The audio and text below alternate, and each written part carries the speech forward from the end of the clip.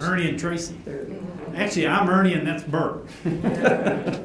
Some You people know, we get a lot of stares when we say that these days, like we It's almost a different have to generation, I'm explain. telling you. Sesame Street's out. Ernie at the plant, he actually had a picture of the character Ernie on the side of his desk, which now after retirement resides in our garage. So it's kind of a neat reminder. Great memory. Yes, good memory. So guys, we travel together almost 3 weeks a month, and we are married. What do you think? One of the questions people ask us a lot. Every week. Every week just about. What do you think? How do we stand it, How do we deal with it? How do you stand? Literally, we tried to do a little analytic on this. We literally, other than when we're home and maybe do some errands, and we even talk about how we level load running errands, we're together about 97% of the time, so pretty much 24/7. How does one do that when you're married? You work together, you're in a hotel together, all that. People just look at us and say, wow, that is unbelievable. You really have to like each other. And so, you know, the three things, and I try to say this, and it kind of rhymes, so it's a good thing. So standardization, communication, and visualization. And so how do we learn all these things? Because there was a big moment when we said, I do. That came with a very high expectation. You know, we worked at Toyota. We were conditioned from the early days. This goes back to the kind of like 86, 87 time frame. We both went through the same hiring process. So the same questions, same testing. We had to go through that to be hired. Interview process. We both got into positions in production. We had trainers asking us many questions about why are we thinking this way? Please explain. I want to understand. So we had this conditioning that we were kind of brought up with. We met each other at the plant, and you know, it was like, wow. Now we get to be married and live this life together, and all these things that we learn, believe me guys, it bleeds over. I consider it a blessing and a curse sometimes, because you know, we'll go into some examples of what it's like, kind of the day in the life with the Richardsons.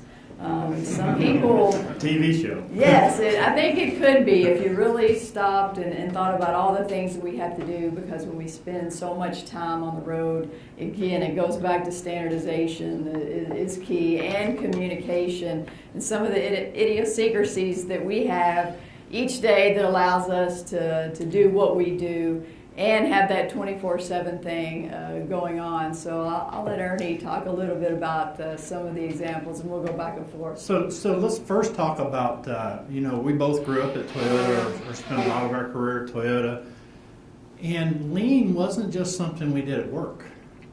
How many of you experienced it in your personal life as well? Actually, we love it in our personal lives. But for some reason, when we go into work, we kind of switch that culture and go, we can't do it here, we're too busy.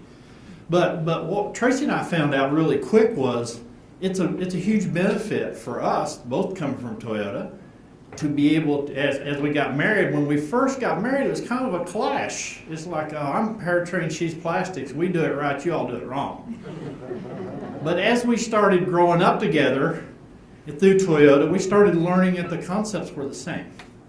And so then we started bringing those into our personal life. So let me give you a quick example of one. Y'all, you can tell where I'm from, right? You all. But you all know we're from Daytona, Florida. What happened last weekend in Daytona? Daytona 500. Bottom left hand, exactly. So we were lucky enough to get pit passes. So anybody ever been in the pit? That's pretty dramatic, right? So what do you think we're doing in the pits? We're constantly looking, both of us going, well, look at this. Why are they doing that over there? What are they? We're even talking to the pit crew going, why do you do that? And he says, we can get a quarter of a second out of that. And then we're going, why are you doing this? Well, we can get another half a second. We're going back and forth. They're looking, constantly looking for change to make improvement. And we're going, man, how come we can't get that culture to the people we work with sometimes? Constantly wanting to change. And so we're going through here, the race is going on, and we're going back and forth with each other, constantly going, look at that over there, it's a half a second, there's a quarter of a second. So constantly having that discussion while the race is going on. And finally I said, look, we got to stop. I come here to watch the race. So then we had to go up in our seats and sit down and watch the race. And so, but the thinking happens no matter where you're at. When you start seeing waste, we call it the blessing and the curse. It's a blessing and a curse because you never quit seeing it. And so, for an example, if you go to our house, we're very visual. Some people think we're a little crazy. Our garage is very defined. We know exactly where everything's at in our attic. Our attic is identified by box, by number, so I can look at the master sheet downstairs. I don't have to search upstairs when I go up there. We'll even talk about processes in the house. We go to the grocery. What's our standard for the grocery? Yeah, we're very competitive with internal tack times with the processes that we do at home. So when you're only home 1 week a month sometimes, there's a lot of life to do outside of business planning. We'll talk about the business planning hopefully in the next few minutes. But yes, so we make it almost a game of complete value add standardization. So we'll pick a day that maybe isn't a weekend day and say, okay, what's our record going to be, our tack time? So we have a list. The list is made out by aisle. So we're making sure that the grocery store keeps that standardization that we expect. Right, when we go to the store, if they change the standard, we make this point a lot of times, if the grocery stores, Lowe's, Home Depots, if they change those standards every day because they wanted to do it their way, think about how that would affect us in our daily life. So we're relying upon those standards. So we go in, we make the list, because there's a lot of non-value add steps in the grocery, right? Take it off the shelf, put it in the cart, take it out of the cart, give it to the cashier, put it back in a bag, take it out of the bag, put it into the cart, and so on. There's so many double handling, right? So we've got our best timing at the grocery store together. We're doing this together. We're doing it by aisle, one side of the aisle. We pick it all out, put it in 42 minutes from the time we leave the driveway, shut the last cabinet door, stopwatch is clicked. That's full, big cart, almost can't get it all in one grocery. So everything's we look for the non-value add and also the value add in everything we do. That's one example. How many of you like going to the grocery? Oh, we got a couple? Really? So can we get your number and I'll call you when we need some stuff? Because really what our theory is we want to do the things we don't like very efficiently when we're home so we can do the things that we do like. Like I love riding Harleys. And so if we can get the grocery over with, that means I've got some ride time. If I don't get the grocery over with, it's going to be tough. So the other example we can use for you is we do travel and we don't have extra help that helps us plan the travel. So we do have a standard about what jobs Tracy has as we go to a client versus what jobs I have. Now I failed last week. For an example, we got on a plane and Tracy was sitting one row behind me. So we had to change the standard. It was a reflection point of changing the standard. I need to check again because the plane changed and they arbitrarily just moved us and didn't tell us. So the new standard is 2 days before we leave. I have to go check the seats to make sure that we're in good shape. But the big benefit for us guys, honestly, and this goes true for all of you, the big benefit is now we start having these discussions back and forth about ideas. So when something comes up, like we'll after today, after this Lean Talks event, tonight when we're back in the room, we'll talk about what do we do well, what do we need to do better. Every time we do a class like we're doing the Gemba class tomorrow, we'll always reflect on it to say in discussion. And so that's the benefit to having somebody that has that Toyota knowledge. I don't have to call someone on the phone. I can just look over and say, hey, what do you think? What do you think about the Gemba class? Or we'll do a problem solving. What do you think about that? And so now all of a sudden we have that constant dialogue going back and forth. But I'll tell you, you have to be ready and willing. Somebody else mentioned you have to be ready and willing to change. Because believe me, we can't stay the same. As our marriage has developed over the years, it's not like it was 20 years ago.